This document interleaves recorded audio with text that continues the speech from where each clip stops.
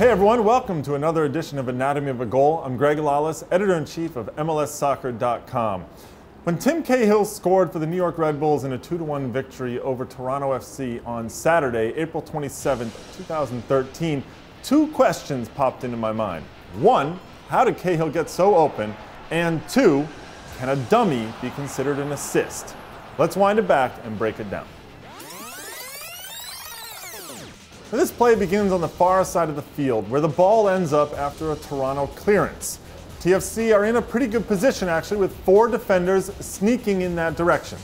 Provided they stick to the fundamentals of tracking their runners and not diving in, they should be fine. Oops. First, Andrew Wiedemann fails to track New York's Roy Miller on the give and go with Johnny Steele.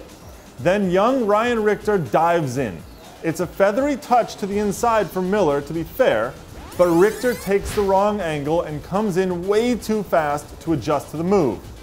Suddenly, Miller is darting into space and he has options.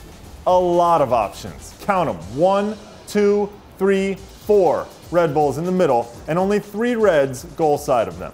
This in many ways is a consequence of Toronto not pressuring the original clearance well enough. After they scooped the ball out, the back line could not push up because there was not enough pressure on the ball. As a result, the Red Bulls were not forced to drop back, so they're all in place for the next attacking wave to arrive. And when it does, they jump into action. They all begin their runs, but notice that Cahill lingers, waiting for all the other runs to create space around him. Now, Henry's run will ultimately be the crucial one.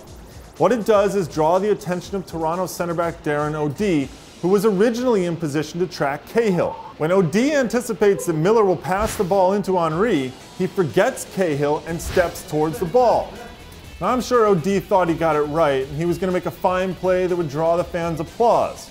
Why am I sure? Because that's what every defender thinks just before he's fooled by a dummy. Lo, the dastardly dummy. It is one of sport's most mystical bits of action. If soccer is poetry, this is what you read between the lines, because it actually exists of nothing, yet can mean everything. As in this case, Henry's dummy means that Cahill receives the ball alone in space with the lower corner at his mercy. It's almost Shakespearean. So what should we make of Henry's contribution to the goal? Should his move, as vital as Miller's pass was, not be rewarded equally with an assist? After all, didn't Henry assist in the creation of the goal with his dummy? Alas, 'tis not to be. Henry didn't get an assist, but he did get a nice big hug from Cahill. Well, that's it for this episode of Anatomy of a Goal. Join me again next time when we'll wind it back and break it down.